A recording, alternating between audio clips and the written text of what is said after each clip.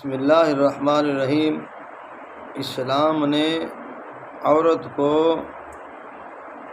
کتنا آزادی دی ہے، اسلام نے عورت کو کتنا آزاد بنایا ہے۔ ایک مرتبہ حضرت عمر رضی اللہ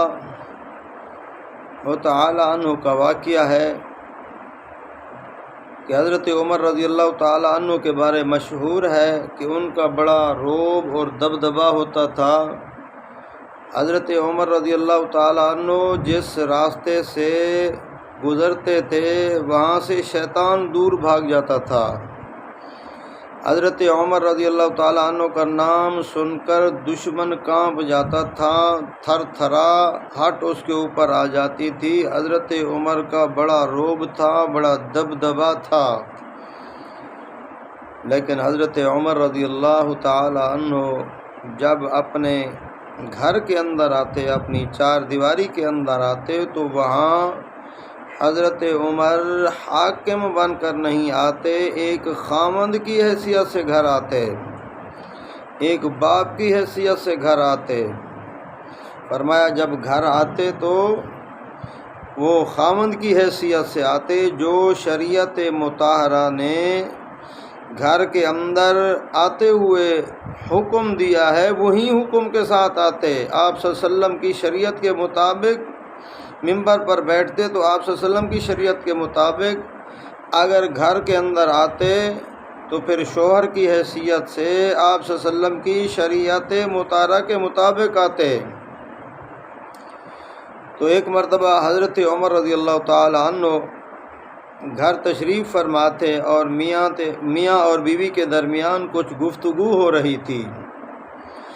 اللہ نے عورت کو آزاد بنایا ہے، آزادی دی ہے شریعت مطہرہ نے، عورت اپنے خامن سے جائز مطالبہ کر سکتی ہے اور جائز مطالبہ اور اس کا معاملہ جو ہے جائز وہ اپنے خامند کے ساتھ رکھ سکتی ہے، خامند کے ساتھ دل لگی کر سکتی ہے، خامند کے ساتھ معاملات کر سکتی ہے۔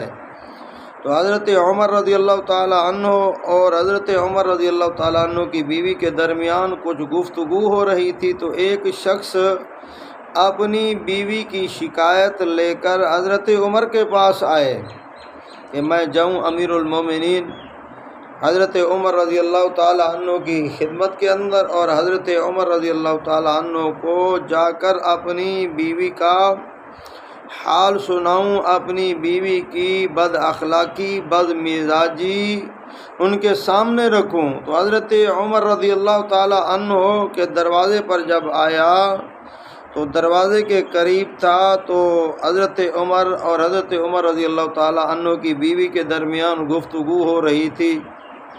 تو یہ ان کی گفتگو سن کر یہ واپس جانے لگا۔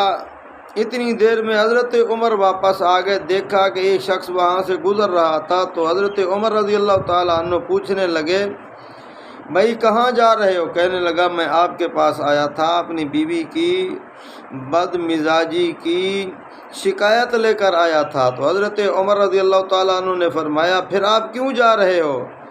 کہنے لگا میں نے عمر آپ اور آپ کی بیوی کے درمیان کی جو باتیں ہو رہی تھیں میں نے وہ باتیں سنی تو آپ تو درگزر فرما رہے تھے۔ حضرت عمر رضی اللہ تعالی عنہ نے فرمایا وہ میری بیوی ہے، میں اس کا خامند ہوں۔ فرمایا وہ میرے کپڑے دھونا، مجھے کپڑے دھو کر دیتی ہے، وہ مجھے کھانا پکا کر دیتی ہے، وہ میرے بچوں کی پرورش کرتی ہے، وہ میرے لیے راحت کا سامان بنتی ہے، میرے لیے گناہوں سے بچنے کا سبب بنی ہے۔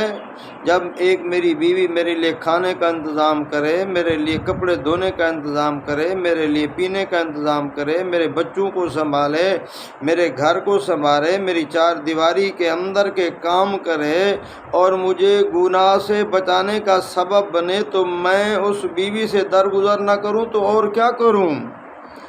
یہ حضرت عمر رضی اللہ تعالی عنہ کی تعلیم دیکھو، آپ صلی اللہ علیہ وسلم کے صحابی، آپ صلی اللہ علیہ وآلہ وسلم کے دوسرے خلیفہ حضرت عمر رضی اللہ تعالی عنہ کی تعلیم دیکھو، وہ بیویوں کے ساتھ، اپنی بیوی کے ساتھ، گھر والی کے ساتھ کیسا حسن سلوک کر رہے ہیں، کیونکہ میرے پیارے پیغمبر صلی اللہ علیہ وسلم نے فرمایا تم میں بہتر وہی ہے جو اپنی بیویوں کے ساتھ بہتر ہے۔